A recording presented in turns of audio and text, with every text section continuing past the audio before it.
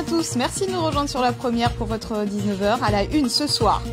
Sainte-Suzanne, Salazie, l'étang salé, 3 nouvelles communes qui pourraient être concernées par un couvre-feu. Dans ces villes, le taux d'incidence inquiète les autorités. Est-ce le cas de la population? Le préfet a rencontré les maires cet après-midi. Il prendra la parole demain pour des annonces éventuelles. Alors comment une ville peut-elle basculer dans le rouge? Nous ferons le point avec Jean-Marc Collienne pour un décryptage. Pour protéger les plus vulnérables, la vaccination a débuté depuis un mois dans les EHPAD. Le taux de vaccinés s'élève à 65%. Nous avons pu nous rendre dans une maison de retraite de l'entre-deux exemplaires en la matière concernant les résidents. Pour le personnel, c'est un peu plus compliqué. 10 ans après le début de la crise requin, les autorités développent une nouvelle stratégie. Réouverture de 3 écoles de sœurs, de nouveaux bassins de baignade en vue et peut-être que nous verrons bientôt la chair de requin sur les étals. Pour réagir à cette annonce, nous retrouverons en direct Bertrand Baïf, le président du comité des pêches. Et puis nous irons aux Comores où la distanciation physique est impossible, dans la petite prison de Moroni. Lors du dernier conseil des ministres, il a été décidé de faire le vide pour limiter les risques de propagation du virus. Explication en direct avec Faïza Souley-Youssouf, notre correspondante sur place. Et puis à la fin de ce journal, vous verrez que les Marmailles ont sorti leur plus beau déguisement cette journée de Mardi Gras et pas besoin de défiler pour se mettre dans la peau de son héros préféré. Le couvre-feu gagnera-t-il de nouvelles communes? Est-ce le scénario qui se dessine? Le préfet tranchera demain après le port, la possession Saint-Leu et Saint-Louis avec l'augmentation des cas ces derniers jours. Salazie, Sainte-Suzanne et l'étang salé pourraient basculer dans le rouge.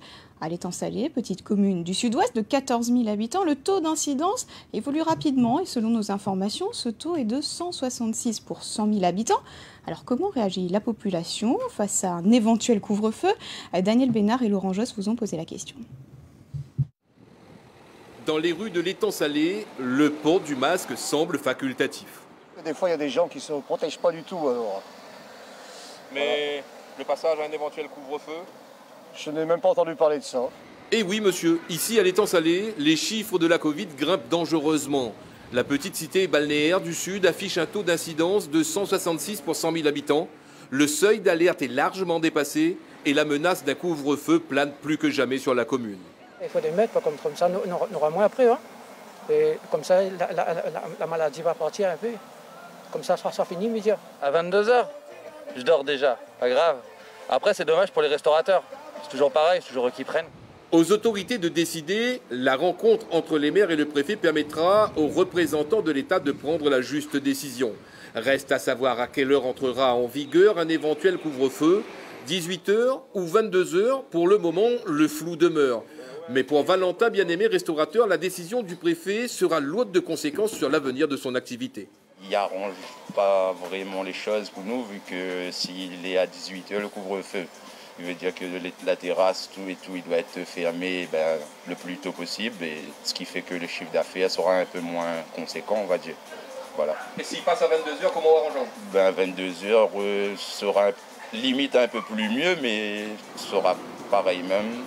On sera obligé de fermer les terrasses et dire aux gens de partir un peu plus tôt. Les habitants de l'étang salé seront fixés bientôt sur leur sort, car le préfet doit rapidement rendre sa décision. Une question se pose ce soir. Resterons-nous dans un schéma commune par commune ou les mesures pourront-elles concerner tout le département? Pour l'instant et toujours selon nos informations, la stratégie de lutte reste territorialisée. Cet après-midi, les maires se sont entretenus comme chaque mardi avec le préfet et la réunion s'est tenue en présentiel au conseil départemental. Un point hebdomadaire qui peut tout faire basculer. Les explications de Nathalie Rougeau et Alexandra Pêche. À en croire les maires, le préfet ne devrait pas changer de stratégie de lutte contre le coronavirus et ses variants. Les mesures restrictives seront applicables au cas par cas, en tout cas pour l'instant. On va rester sur une gestion territorialisée de l'épidémie. Ensuite, il nous appartiendra, si effectivement le taux d'incidence global évolue de manière trop importante, de décider ou pas d'une mesure généralisée, soit de couvre-feu ou sinon à terme de confinement. 3 nouvelles communes ont dépassé le seuil d'alerte avec plus de 150 cas pour 100 000 habitants. Elle devrait bientôt être soumise à un couvre-feu. Salazie, c'est pour chacun, c'est une évidence puisqu'il a été annoncé depuis quelque temps ce cluster. La commune de Sainte-Suzanne est également concernée et de l'étang salé. Le couvre-feu à 22 h comme pour les 4 autres qui ont connu cette décision vendredi dernier. À Sainte-Suzanne, nous sommes donc dans un taux d'incidence de 162. Je ne sais pas si c'est demain ou vendredi, mais de toute façon, le préfet va sûrement l'annoncer, mais c'est au préfet de l'annoncer. Demain, le préfet devrait aussi détailler les mesures restrictives liées au transport et notamment décider de contrôles renforcés à la demande des maires. Qu'il y ait un contrôle systématique des septaines, qu'il y ait même une obligation des septaines. La réponse est que c'est anticonstitutionnel. Mais reste le problème, très clairement, des motifs impérieux que le préfet déclare là de continuer à serrer, à avoir un contrôle encore plus important, parce que c'est vraiment un souci que nous tous nous avons exprimé. Couvre-feu territorialisé, contrôle renforcé au départ et à l'arrivée des passagers. Le préfet devrait durcir le ton pour tenter d'enrayer l'épidémie qui progresse. Le préfet interviendra donc demain à 17 h. Un point à suivre en direct sur Réunion la Première, en télé, en radio et sur Internet. Jacques Billan sera accompagné de la directrice de l'ARS, Martine Ladoucette. Et la décision d'instaurer un couvre-feu dans telle ou telle commune s'appuie sur l'évolution des taux d'incidence. Jean-Marc Ollienne, bonsoir. Alors vous nous expliquez ce soir qu'il faut examiner ces taux avec beaucoup de prudence car ils évoluent très rapidement. Oui, pour rappel, le taux d'incidence, c'est le nombre de tests positifs de Covid pour 100 000 habitants. Et sur l'ensemble de l'île, on va le voir, ça continue à augmenter. Vous voyez le chiffre, on arrive pour la semaine du 6 au 12 février à 72,3, quatrième semaine consécutive d'augmentation. Et on voit surtout qu'on approche les pics qui avaient été enregistrés début septembre et début novembre. Et au niveau des communes, c'est très différent ? Alors disons que c'est surtout moins linéaire. Vous vous souvenez, la semaine dernière, 4 communes s'étaient fait remarquer avec des taux d'incidence entre 100 et 150 communes. Ce sont les 4 communes d'ailleurs où le couvre-feu a été instauré à 22 h, le Port, la Possession, Saint-Leu et Saint-Louis. Mais quand on voit la dernière carte publiée aujourd'hui par France Santé publique, eh bien ce sont d'autres communes qui se font remarquer. On va le voir tout de suite. Ce sont des communes en bleu foncé. Ce ne sont plus les mêmes. On voit bien qu'en bleu déjà prononcé, il y a 2 communes qui passent au-delà de 150, c'est d'ailleurs plus que les 4 communes de la semaine dernière, étang salé et Sainte-Suzanne, et on a même 328 à Salazie. Et pour les autres communes, Jean-Marc ? Alors sur la même carte, c'est ce qu'on voit. Le constat, c'est qu'on a aujourd'hui plus de la moitié des communes de l'île qui ont dépassé le seuil d'alerte, 16 sur 24. Ce sont toutes les communes qui sont en bleu prononcé. On va revenir à la carte parce qu'il y a encore d'autres enseignements intéressants. Donc on a toutes ces communes-là qui ont dépassé, et dans ces communes-là, il y a notamment les 4 communes sous couvre-feu, et puis on a des communes en bleu plus clair, il en reste 8 qui sont sous le seuil national. On a même 3 communes au centre qui sont en blanc et qui sont celles qui ne sont pratiquement pas touchées par l'épidémie actuellement, qui sont Sillaos, l'Entre-deux et la Plaine des Palmistes avec un taux d'incidence inférieur à 10. Et pourquoi faut-il prendre ces indicateurs, ces taux d'incidence avec beaucoup de prudence ? Mais parce qu'il s'agit d'indicateurs très sensibles et qui peuvent varier très rapidement. Prenons le cas de Salazie qui est très frappant aujourd'hui. Quand on voit le taux d'incidence annoncé 328, on se dit aïe aïe aïe, c'est la catastrophe. Mais il faut ramener ça à la population de la commune. On va faire le calcul. Vous savez, la semaine dernière, on avait fait le calcul pour voir comment faisait le taux d'incidence. On va faire le calcul inverse. 328 pour 100 000 à Salazie, avec une population de 7 300. Eh bien, on divise 328 par 100 000, on multiplie par 7 300, on arrive à 24. 24, c'est en gros les 25 cas qu'on a eu détectés dans le cluster de Grand-Îlette. Et depuis, est-ce que la situation a changé ? Oui, c'est là qu'il faut à nouveau relativiser. Ça a changé parce que c'était la semaine dernière. Depuis, on sait que les cas positifs ont été isolés à Salazie, qu'on a procédé à des tests. Aux dernières nouvelles, il n'y a pas de nouveaux cas positifs. Donc le taux d'incidence, il devrait redescendre très rapidement à Salazie. Et on sait que le préfet, il décide quand le taux d'incidence, il décide un éventuel couvre-feu quand le taux d'incidence reste élevé pendant une certaine période. Ce matin, le maire de Salazie, Stéphane Foissin, me disait qu'il était persuadé qu'il n'y aurait pas de couvre-feu à Salazie. On a entendu que la tendance était différente cet après-midi au Palais de la Source, mais c'est le préfet qui tranchera demain. Nous suivrons évidemment tout cela de très près. Merci beaucoup Jean-Marc. Et pour mesurer l'ampleur que prend l'épidémie, on scrute également la tension en réanimation. Et d'après l'application Tous Anti-Covid, ce taux est de 61,5% dans l'île. Il avoisinerait donc celui de la métropole qui est d'un peu plus de 66%. Et en dehors des évacuations sanitaires, les médecins du CHU s'inquiètent de la montée des cas. C'est ce que nous dit le chef des urgences. On écoute le professeur Bertrand Guillard. Force est de constater, et de toute façon les chiffres le montrent bien, les chiffres d'incidence au niveau de l'île, force est de constater qu'on est sur quelque chose qui augmente progressivement. C'est pas une explosion, heureusement, de cas, mais c'est malgré tout une augmentation, encore une fois, sans que cela crée de tensions sur nos services d'urgence ou pour le moment de réanimation. Mais il ne faudrait pas que les choses continuent dans ce sens-là, en tout cas. Et pendant ce temps, la vaccination se poursuit dans les EHPAD de Lille. Pour l'instant, le taux de vaccination chez les résidents est de 65%. Dans le sud, les 3 EHPAD de la Fondation Père Favron se distinguent avec un taux qui approche les 80%. Le problème reste la vaccination des personnels. Illustration à l'EHPAD de Bralon à l'Entre-deux avec Isabelle Allan et Loïs Mussard. Jean-Marie Blard vient ce matin se faire vacciner. Pour ce résident de 78 ans de l'EHPAD de Bralon, ce geste est indispensable. Je suis moi-même médecin à la retraite, donc j'ai une double raison d'accepter. Espérons que ça fera boule de neige. C'est la mission de Corinne. À l'EHPAD de Bralon, cette cadre de proximité a entrepris auprès des familles et des tutelles un gros travail pour les rassurer depuis 1 mois.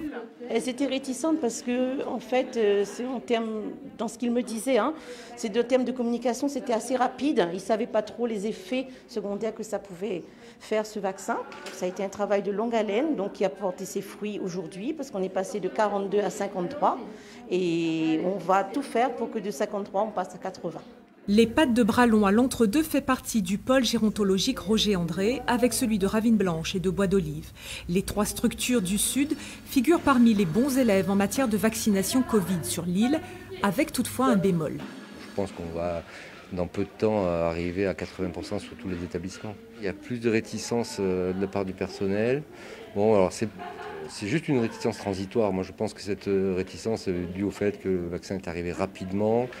À notre avis, c'est une réticence qui va être transitoire parce que, bon, avec le nouveau variant, là, je pense que les gens prennent la mesure donc, de la gravité de la maladie. Mélanie, orthophoniste, intervient 2 fois par semaine à l'EHPAD de Bralon. Elle a tout de suite accepté la vaccination. Me protéger en premier lieu et puis il faut avancer, voilà, je fais confiance. Élisène, en revanche, était plus réticente. Corinne l'a convaincue. Au fur et à mesure, on a vu que quand même par le nombre de vaccinés, qu'il n'y avait pas vraiment de problèmes ou de dysfonctionnements suite à cette vaccination. Donc je me suis dit pourquoi pas. Si Élisène a franchi le pas, la vaccination des personnels reste à la traîne. Sur les 3 EHPAD de la Fondation Père Favron, le taux de vaccination auprès du personnel soignant n'atteint pas les 50%. La lutte contre l'épidémie passe donc par la vaccination, avec bientôt la possibilité pour les médecins généralistes de vacciner leurs patients à partir du 25 février dans l'Hexagone. Chez nous, le calendrier sera différent. Les précisions de Laurent Pirotte. Un simple rendez-vous chez votre généraliste pour se faire vacciner fin mars. Soit 1 mois après le lancement de la campagne dans l'Hexagone, les médecins de ville à La Réunion pourront vacciner les 50-64 ans présentant des facteurs à risque. Seule inquiétude dans la profession, le manque de recul sur l'efficacité du vaccin AstraZeneca, notamment sur la variante sud-africaine. S'il est efficace qu'à 20%, comme on le dit en Afrique du Sud, il n'y a aucun intérêt de le conserver. Je pense que quand même les vaccins Pfizer et Moderna, qui sont des facteurs ARN messagers, sont prioritaires et parce qu'ils ont une protection qui paraît importante. L'immunité à longue échéance, on ne la connaît pas. Elle ne durera peut-être pas toute l'année, loin de là. Mais pour moi, c'est des seuls vaccins qui doivent être utilisés pour les personnes âgées et les personnes à risque. À l'heure actuelle, il est en cours d'études. Il y a une communication de M. Alain Fischer, qui est le président du conseil d'orientation de la stratégie vaccinale hier, dans le JDD de dimanche, qui dit que nous ne possédons pas encore toutes les données relatives à l'efficacité d'AstraZeneca sur le variant, notamment sud-africain. Donc je pense qu'il y a des études en cours, et tant que ces études ne seront pas validées sur l'efficacité, nous ne ferons pas partie à La Réunion, je pense. Mais ça n'engage que moi, puisque je n'ai pas plus d'informations. En priorité, des personnes atteintes d'obésité, de diabète ou de cancer et maladies respiratoires. Après les médecins de ville, les pharmaciens devraient rejoindre la campagne plus tard. Aujourd'hui, on cible les médecins parce qu'on va cibler une certaine patientèle, on va cibler des gens qui ont un âge qui sera fixé avec des comorbidités. Donc à partir de là, je pense que c'est bien que ça reste entre les mains des médecins pour le moment. Et donc nous, comme nous avons une chaîne de froid, on servira d'intermédiaire. Par contre, je pense que lorsqu'il va y avoir des arrivées massives de doses, alors on ne sait pas quand, mais quand elles arriveront, à ce moment-là, je pense que nous interviendrons. Les volumes de vaccins disponibles augmenteront progressivement à condition que les livraisons suivent jusqu'à La Réunion. Dans cette crise sanitaire, le masque à l'école est une mesure qui fait débat. Et le bras de fer entre les collectifs de parents, le rectorat et l'État n'est pas terminé. Le tribunal administratif a validé hier soir l'obligation du port du masque dès 6 ans. 2 recours vont être déposés par les parents. Mais pour l'heure, dans les écoles élémentaires, tous les petits élèves doivent être masqués. Et les communes viennent en aide aux familles. Une distribution de masques a eu lieu ce matin dans un établissement de Sainte-Marie. Reportage Jean-Claude Toyer et Thierry Chenailly. Ces élèves de CE1 de l'école Vincent Boyer de la Girodet sont les premiers à réceptionner leur masque. À terme, c'est l'ensemble des 2500 enfants du CP au CM2 de la commune, sans condition de revenus, qui vont bénéficier de l'opération. Une dizaine de masques lavables 30 fois, c'est-à-dire réutilisables. Et j'aurais voulu préciser que ces masques qui sont fabriqués à La Réunion est d'une qualité vraiment supérieure par rapport à d'autres masques. Ils sont plus respirables. Donc ils sont plus adaptés aux enfants. Une distribution de masques qui ne se limite pas aux scolaires. Le centre d'action sociale apporte aussi son aide aux administrés précarisés par la crise sanitaire. On a des difficultés, elles peuvent être de revenus, des difficultés alimentaires, on a des difficultés notamment sur le paiement des factures, parce que vous savez notamment que l'opération d'aujourd'hui est également faite pour que les familles, pour que le coût du masque ne repose pas entièrement sur les familles et pour pouvoir leur libérer ainsi du pouvoir d'achat. Pour les scolaires, 30 000 masques seront distribués, ce qui représente un effort financier de 40 000 € pour la commune. Depuis la réapparition des motifs impérieux, c'est un casse-tête pour les étudiants réunionnais qui souhaitent rentrer. On en a parlé dans nos éditions et le ministre des Outre-mer s'est exprimé à ce sujet sur son compte Twitter cet après-midi. Les jeunes ultramarins étudiants dans l'Hexagone doivent pouvoir rentrer chez eux. J'ai chargé le délégué interministériel de leur apporter toutes les informations pour que les retours au pays se déroulent sereinement et dans les meilleures conditions sanitaires. Voici les mots de Sébastien Lecornu. L'Union des étudiants réunionnais de l'Hexagone réagit. On retrouve en direct de Paris Anne-Cy Boyer, la coprésidente de l'association. Bonsoir. Alors vous disiez ce week-end que le ministre des Outre-mer se désintéressait du sujet. Aujourd'hui, estimez-vous avoir été entendu ? Bonsoir, donc je suis en direct de La Réunion. Eh bien écoutez, le ministère des Outre-mer n'a aucun mérite dans cette histoire. Bien au contraire, ça va faire plus d'1 an qu'on l'interpelle pour aider les étudiants ultramarins. Et aujourd'hui, c'est la première fois que le ministre parle des étudiants ultramarins. Donc, nous sommes dans une république française, il y a des lois, et en l'occurrence, le retour des étudiants faisait partie des motifs impérieux. Donc les étudiants étaient dans leurs droits et face à cela, on a une réaction totalement intolérable des autorités avec un traitement différent entre les voyageurs et les étudiants réunionnais. Il y a des étudiants réunionnais qui avaient des justificatifs, qui se sont vus refuser l'accès à l'avion et de l'autre côté, on a des voyageurs qui viennent profiter de l'île sans forcément de justificatif. Et pas plus tard que ce matin, à l'aéroport, on pouvait voir arriver des touristes qui justifiaient leur arrivée par la pratique du kayak. Donc aujourd'hui, est-ce que vous estimez donc avoir été entendu par le ministre ? Il nous a entendus, mais aujourd'hui, voilà, il n'est pas à la hauteur. On a dû l'interpeller plusieurs fois, l'envoyer plusieurs courriers. On a eu l'appui des élus locaux, comme Mme Huguette Bello, qui a envoyé un courrier directement, au préfet aussi. On a eu l'appui de Mme Karine Lebon, M. Jean-Hugues Gratton, avec qui je me suis entretenue ce matin. Et donc voilà. Les requêtes ont porté leurs fruits. Est-ce que d'autres étudiants, vous avez reçu des témoignages d'autres étudiants qui se trouvent bloqués à l'aéroport ?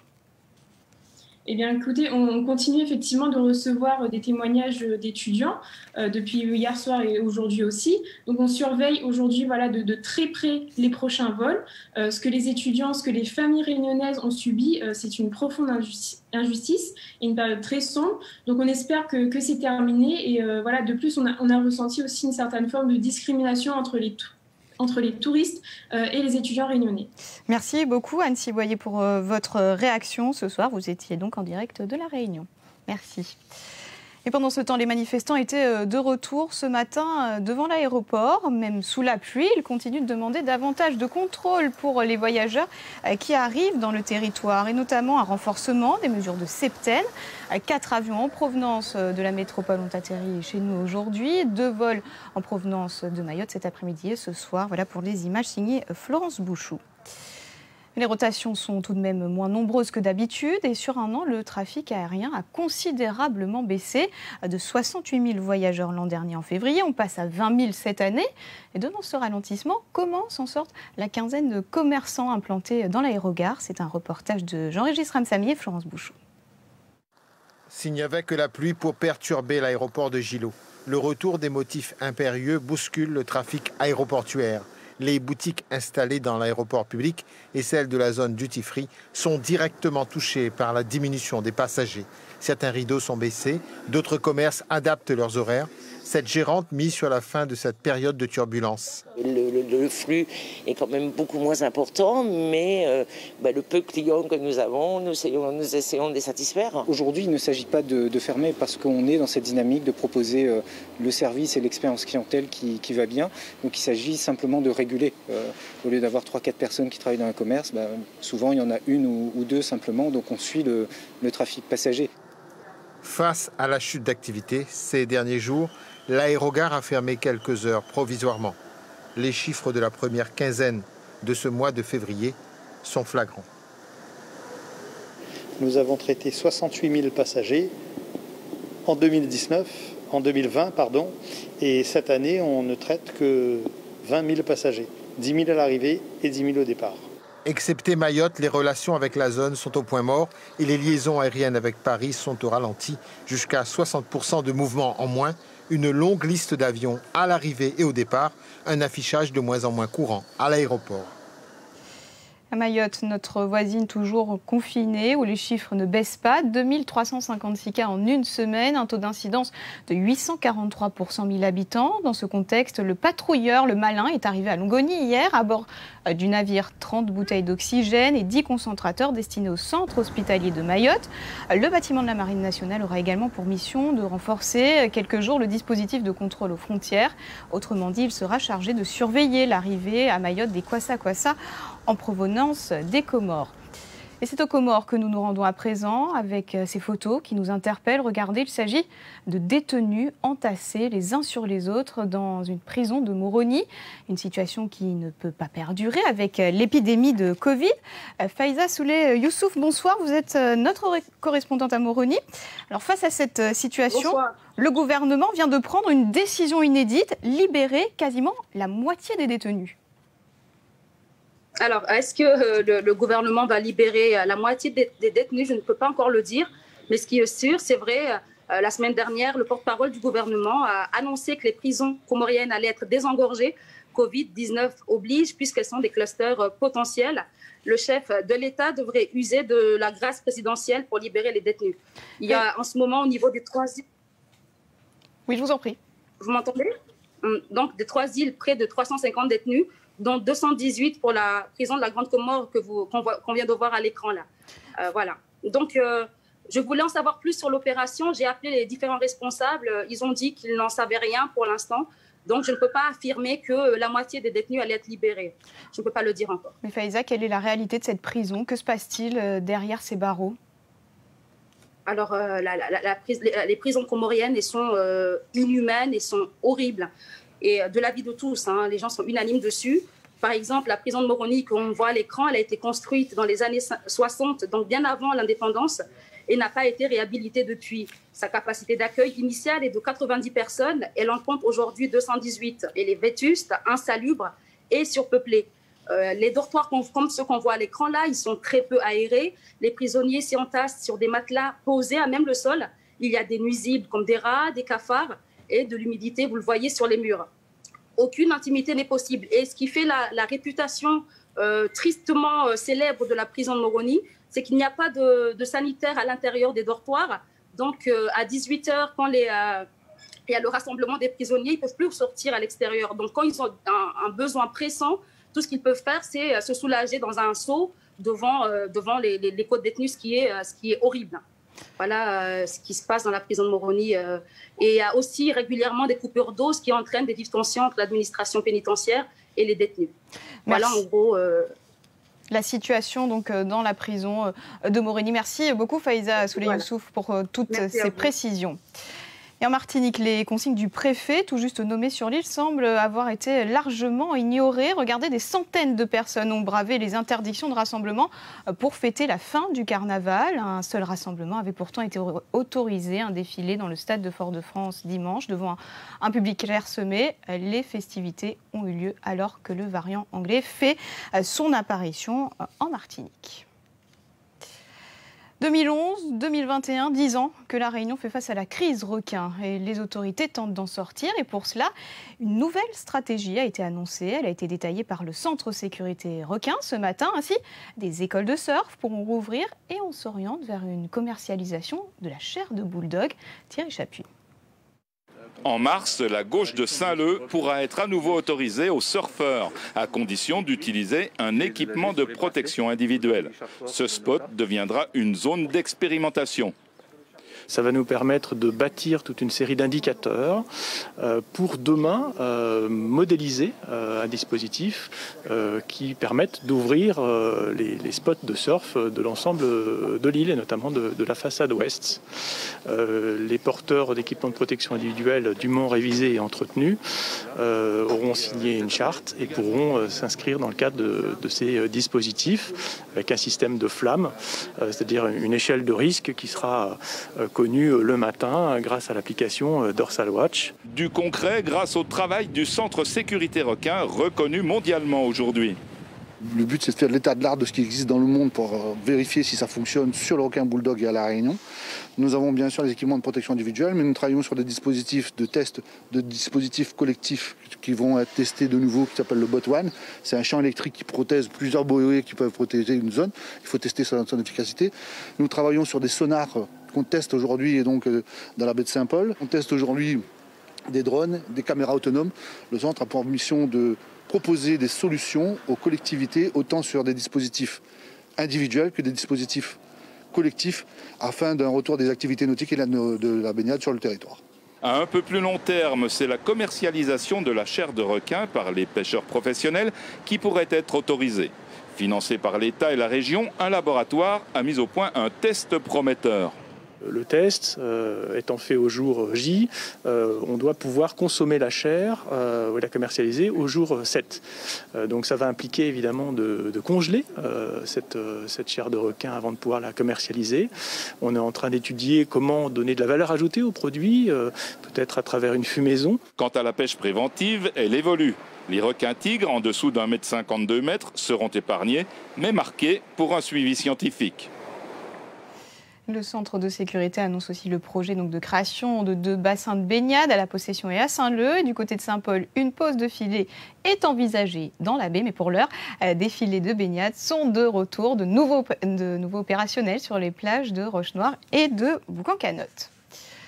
Ça ne va pas à l'ANPA, une association qui lutte contre toutes sortes d'addictions, alcool, tabac, cannabis ou encore pratiques de jeux excessives. La situation est intenable, c'est ce que disent les salariés. Alors que se passe-t-il exactement au sein de cette structure?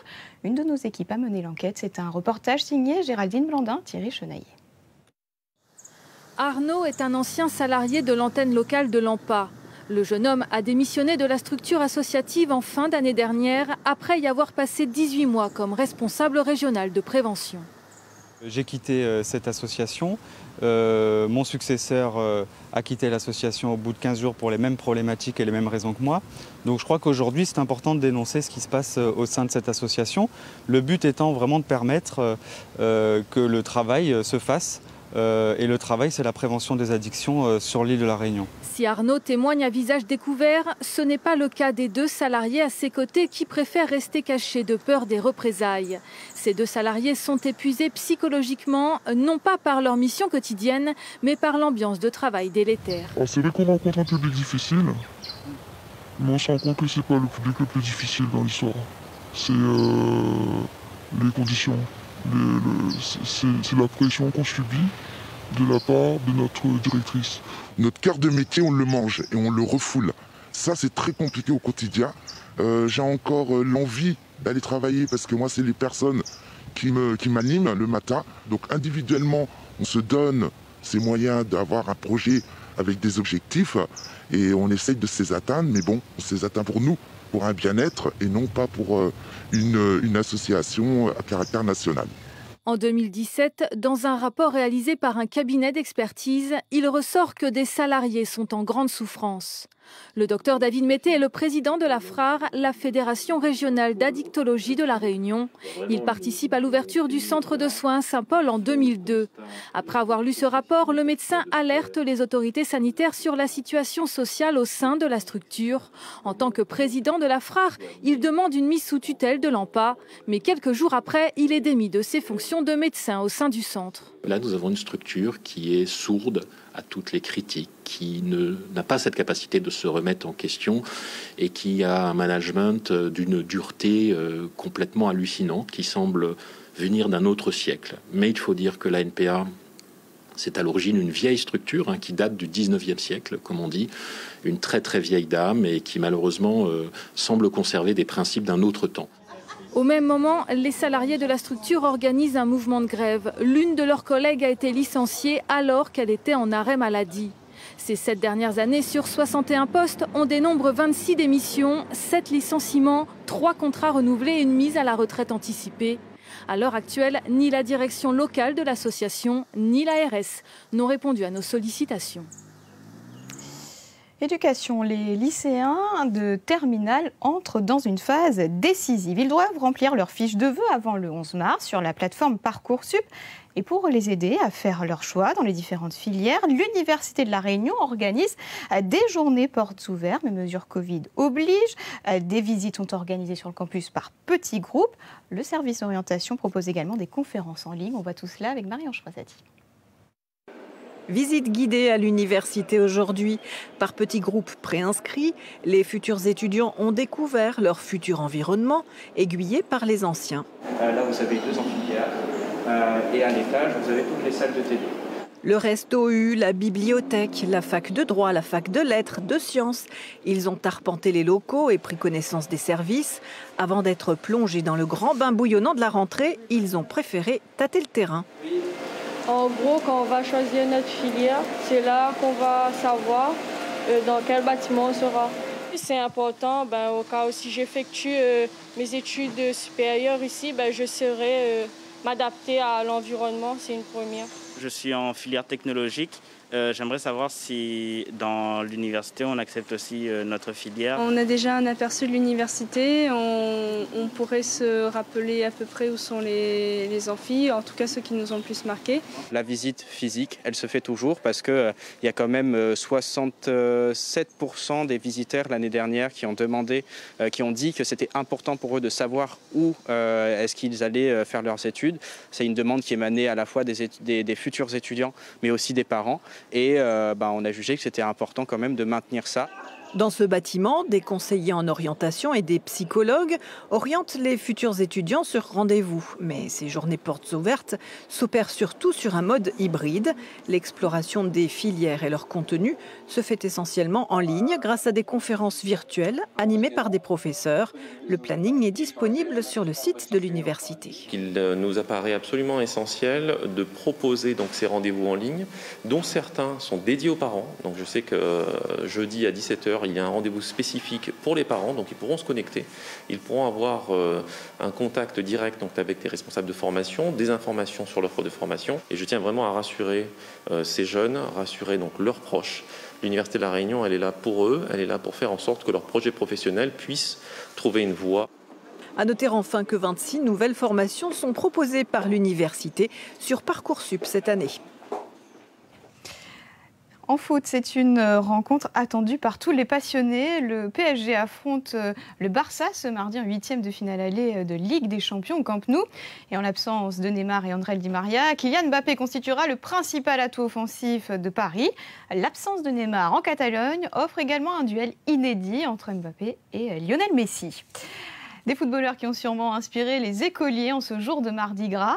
Et malgré les mesures sanitaires et des défilés parfois annulés, l'imagination des marmailles regorge toujours de paysages féeriques à l'école Boris Saint-Vincent à la Bretagne. Voyez le reportage de Géraldine Blandin et Thierry Chenaillet.